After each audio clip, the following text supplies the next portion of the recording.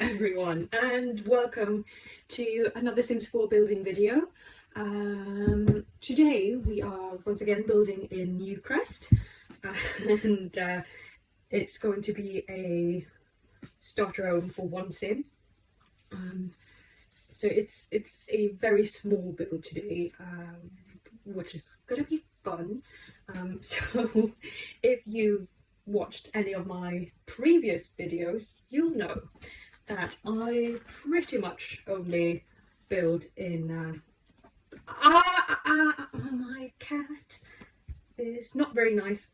He bit me. He never bites, but I haven't been able to play with him today because he broke his feather wand the other day. I think it was yesterday, and now he's a bit hyper because it's quite late and we haven't been able to get rid of all of his excessive energy, so that's fun. He is still a baby, so I'm not blaming him too much for being naughty. So that's great. So yeah, I don't know what I was saying. I just before now, I was recording this voiceover for this video, and then everything was great. I had it. There was only like 2 minutes left of the video, and my cat decided to jump up on top of my keyboard, which caused the film to sort of roll backwards instead, which I didn't realise, and I think I just in general ended up messing up the end of that, and I don't want to edit more than I absolutely have to, so I'm just re-recording. Why not? But yeah, so my brain is feels like mush right now. So sorry about that. If I end up forgetting words or stuff like that, it's because it's very late at night.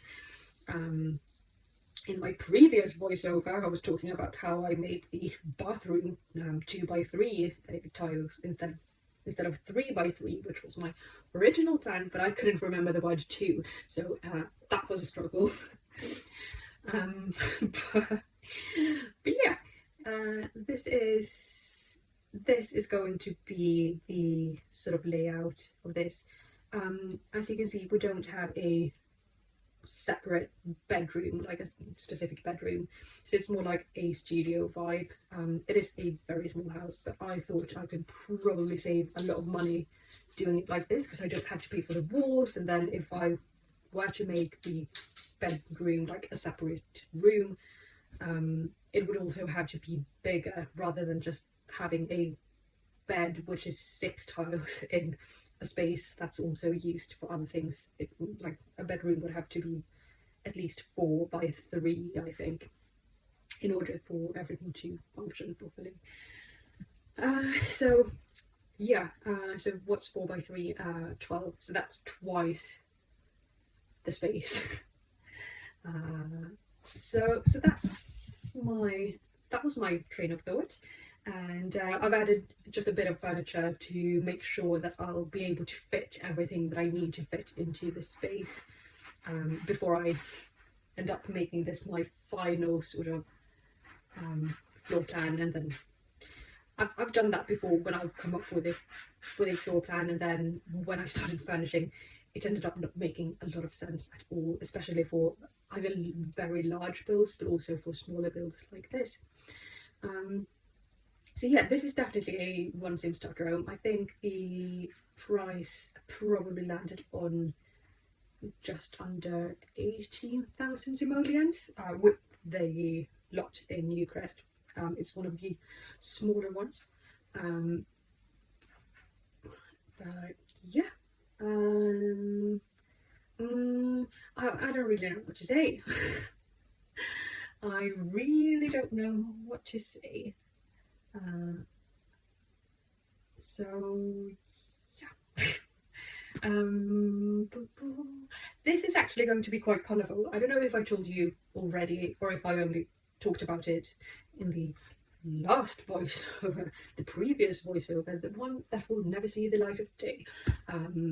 But what I did, if you've watched any of my other builds, you will know that I like my blacks, I like my whites, and I like my neutrals, so like browns, beige colours, that sort of thing. And in this, I added a rug for the living room kind of area, and ended up actually deciding that I wanted to repaint some of the walls to make them match the rug, sort of. So that was a really nice way for me to be able to get colour into the build without it being too overwhelming, or like everything still matches, which is quite important to me. And that would not necessarily have been the case if I had just been building, I guess, with like not having that in mind. I guess I oftentimes question my own taste, for a good reason. So I've always been interested in like colour and shapes and that sort of stuff. I used to draw a lot when I was a kid, and then I stopped because I went to university and I just didn't have time for any interests outside of that, which was very sad, I think, but also whatever. Got my degree, that's all that matters, isn't it? But yeah, anyways, at my parents' house, I have designed my bedroom there throughout my childhood a couple of times. Not really, once as a child. I think it was maybe like 12 when I got to. No, actually, I chose my own wallpaper when I was 2, and then I got to remake everything when I was 12, and then I had to move back in with my parents when I was 20, maybe. No, that's not true, because when I was 20 I was still at university, but when I was like 22, so just after graduating, and I decided to paint the walls and every time I've ended up hating my design within a month. So I'm scared of using colour for good reason, because in real life, whenever I do play around with colour in a home space, I always hate it. So yeah, that's fun. But actually having something to work off of made it a lot easier for me, and I'm probably gonna implement that technique into my other builds in the future and have more colourful builds as a result, which will be great fun because I mean, I need it. Everything I build is very bland, I think, which makes sense for my for me. I like it. I'm very comfortable with my building style, and but what I want to say is this was a fun challenge, and I'm gonna keep doing colour, possibly, maybe. I did actually record another just video today, not the voiceover, so that one will probably be out in a few days or a week, depends on how much time I've got. But in that one I also tried to just add some colours. It's a lot less toned down than this one. And here's the rug, the famous rug I've been talking about. I never use this rug in my builds, but for this build I decided to just go for it. It's fairly cheap, which is definitely one of the deciding factors when building a starter home. But I think this swatch is super nice, and I just I've never used it. I don't think I've ever used this rug, and if I have, I've never used this swatch. I also decided, because this build is on a quite tight budget, to use these sort of crate boxes things instead of a coffee table, because I think it looks really cool, and it very much goes with the sort of I don't really have money vibe that I'm going for. It was probably more expensive than just buying a coffee table, but I like the aesthetics of it. Because I don't love most of the coffee tables in base game, and I just keep using the same one over and over again. So this was a fun way to sort of change it up a little bit, I think. And as you can see, I've added both curtains and some pictures on the walls. So that's also quite nice. I typically don't decorate a lot. Like I rarely put curtains in my builds. That's mainly because I'm not playing with the Desert Lux kit, and that's probably the only one with curtains I actually like. So not a fan of the Sims curtains. Don't want to throw shade at the creators, but like no, but they did a really nice job with the Desert Lux kit, and I did not get it while it was free, and I have not bought it. So I'm playing without it, but those curtains are top notch. But yeah, anyways, so I typically don't add too many things when I build, because I want to keep it very neutral. But this is just such a fun, colourful space that I decided to just go all out within the limits of the budget I'm working within, obviously. And here comes the fun colours. So the dining area sort of is going to be pink. It's not going to be that pink. That's a bit too toned down for what I'm going for here. And then we use this peachy sort of orange. I think the pink and orange both tie in really nicely with the rug we've got, and then obviously adding the blue, which ties into the bed, the sofa, and also the stripes on the rug. Just loving it. And this is the actual pink. I don't think I've ever used any of these swatches before, but I love them. I think it looks so cool. Everything's so like warm and inviting and fun, and it just has a lot of personality. It's like a pastel paradise for a sim who doesn't have money. So yeah, that's it's just so much fun. I can't believe I used colour in one of my builds. Like, what is this? I used colour and I didn't hate it, because that's one of the main reasons I always build in mainly black and white, because that way I know I'm not very likely to end up hating it immediately afterwards, which has been the case previously a couple of times. Yeah, this is all fun. There we go. Yeah.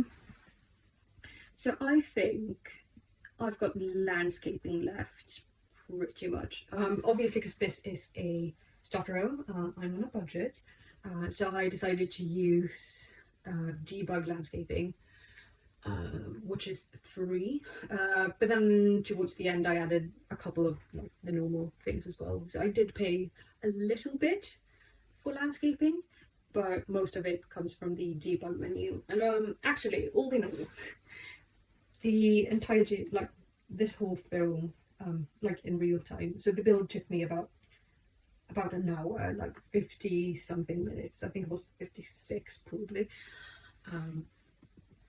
And I'd say a good chunk of that time was just me scrolling through the debug menu. So if you can tell, that's why I've had to go in and edit out bits, because nothing is happening for like such a long time. I think probably a third, maybe a quarter of that hour. Yeah, say 15-20 minutes of my hour of building this was just looking through the debug menu, which is, so I think the way they've done it is you don't get all of the landscaping you don't get all of the landscaping stuff just in one sort of like close to each other in one chunk. So I think they've done it based on neighborhoods. So you get the Newcrest landscaping things, and then you get the Oasis Springs landscaping. But it's like Newcrest landscaping and Newcrest buildings and Newcrest different things, and then it's everything for Oasis Springs, and then everything for the the third world that I can never remember the name of. It's something. It's definitely something. I always play in that world if I'm not playing Newcrest. It's well, no, that's not true. I don't always play there. I like Brindleton Bay actually. That's probably my favourite. Brindleton Bay and Newcrest. What's the name of the other base game world though? I really don't know, but you know the one. You know the one. And now I can't remember what I was even talking about, so why bother? But yeah, I, as you can see, added a lot of like shrubs and things. I think it looks very overgrown, and I like that for this build. I really do. I don't necessarily love landscaping in The Sims, but I think it adds so much to the build. It's like the whole character and soul of the build is in the landscaping in some cases, and it makes it come alive. And obviously I had to use my all-time favourite fence because it's free and it's falling apart, and I love it. I love it so much. So yeah. Anyways, I was talking about landscaping, right? So in real life, I absolutely love gardening. I've got so many houseplants, and I like to grow my own vegetables in summer and that sort of stuff. And like in summer, I've also got like a lot of flowers and such outdoors. If I have like a balcony or something. Depending on where I've lived. Sometimes I have not had access to my own outdoor space, and I've been very sad. But yeah, I love it in real life, I really do, and I can't wait to buy a house in the future and actually have my own garden and just spend all my days taking care of it. But I do not love landscaping in The Sims 4. Like, as I said, I think it adds a lot to a build. I think it really helps everything sort of come to life more. But I think it's quite tedious because you need to place a lot for it to look good. And I don't love it. I really don't. But that's probably something I should work on getting better at, because I mean, it gives so much. It makes everything look a lot nicer, I think. So yeah. And then I added some trees that I actually paid for. I think I added some rocks and some shrubs as well. Probably. Yeah, there we go. Very nice. Cute. So yeah, as you can tell, overgrown is definitely the vibe here. But it's just such a huge space, and I didn't know, like, the whole garden slash yard slash whatever it's called for this build.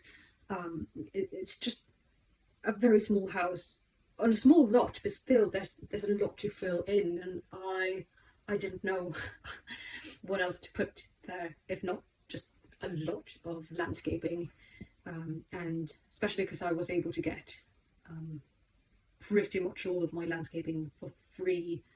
That made sense, rather than having to pay for whatever, like a pool or something, or whatever else one would like to put there. So I think this was a nice way to, I guess, fill the space. So obviously there's a lot of room to expand on this lot, like the space to expand the house itself, and there's definitely space to sort of build more and make it your own. Add a pool. What do I know? Build a proper fence. Make it look lived in instead of something that's been abandoned. So yeah, I think the terrain paint is probably the last thing I'm doing in this video. Yes, it is. And I actually opted for this because everything's overgrown, right? I thought the parts should probably also be overgrown for this. So what I'm after is really this vibe that no one's been here for some time. So I used the sort of dirt that's got grass patches, so it's not completely like it hasn't been used for a while, I guess.